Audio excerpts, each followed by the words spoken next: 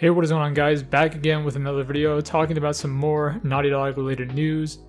I mentioned in my previous video that news for anything Naughty Dog related or The Last of Us related has been very dry and quiet, but honestly, it's been kind of a pretty crazy week out of nowhere. And it's just funny actually, because as soon as I stated that, it just sort of became a poorly aged statement that I made, because we've been getting news out of nowhere, like the recent departure of Naughty Dog's co-president, Evan Wells, who is leaving the studio later this year. He's a veteran Naughty Dog dev, and I can't thank him enough for everything he has brought and done for the studio. It's honestly surreal with him leaving now. And now with that said, Neil Druckmann will be the head of Naughty Dog, which is awesome to see. I know Neil will bring the greatness to the ND studio, as he's always had it with much of his work and dedication he has brought to the studio. But anyways, let's get back to the topic to talk about some really big news. As you may have read the title of the video by now, so Gustavo Santaolalla, the music composer for both The Last of Us and The Last of Us Part 2, recently came on a Spanish podcast for an interview discussing about his work on The Last of Us series. Kind of just going over his work he's done and the impact it's made, Gustavo suddenly dropped information regarding his NPC character scene in The Last of Us Part 2 by mentioning, "And now in the new editions, you're gonna be able to make me play certain tracks, and well, I can't tell you anything else." It's a very brief statement he made, referring to his character you come across in The Last of Us Part 2 when you're playing as Ellie, walking around in Jackson. He's seen there playing his banjo with no possible interaction in the final game. So with that said, this gives us sort of a first glimpse, or possibly the first words of there being a Last of Us Part 2 getting a PS5 version sometime later in the future. Again, this is coming from the words of the composer, but even Tom Henderson from Insider Gaming has reported as of last year that we would see a Last of Us Part 2 director's cut, or an actual PS5 version of the title at some point. But out of all of this, I have no doubt that Part 2 will truly get an enhanced PS5 version, as it's been needing for some time. Now, I know that some of you may be thinking, but it doesn't need an upgrade, or it already has a PS5 enhancement patch. Now I get where you're coming from, but personally, I think with the PS5 version, it'll be beneficial to be playing The Last of Us indefinitely. Now let me explain. With the PS5 version, it allows The Last of Us Part 2 to have all the PS5 features like haptic feedback, ray tracing, etc. And especially the load times.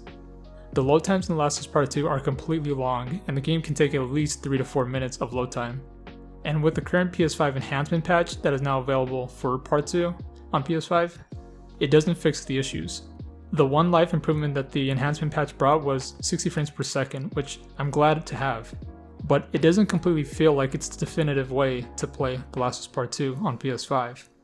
Now with that said, we still don't know much information on this Last of Us Part 2 PS5 version. So it could either go one way or another. Either this will be a simple $10 PS5 upgrade that adds the life improvements features such as fast load times, ray tracing, etc., or it could even be the supposed remaster that has shaken up people.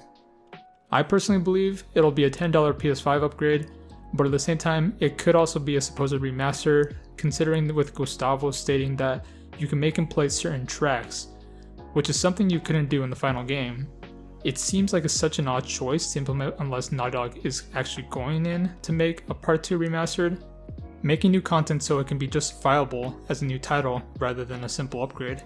It's really uncertain as of what this will end up being turned into, but of course, as someone who loves The Last of Us and would take anything Naughty Dog has to offer, a new title or re-releases, I will definitely be there day one. I'd love to see new content being delivered in this PS5 version, but of course, I'd mainly wanted to include all the features that PlayStation 5 has as a console that takes advantage of fast load times, haptic feedbacks, visual improvements of all these PS5 games. I'd love for Last of Us Part 2 to have the same treatment. And it just, like I said, it would be the definitive way to play Last of Us Part 2, and that'll be it.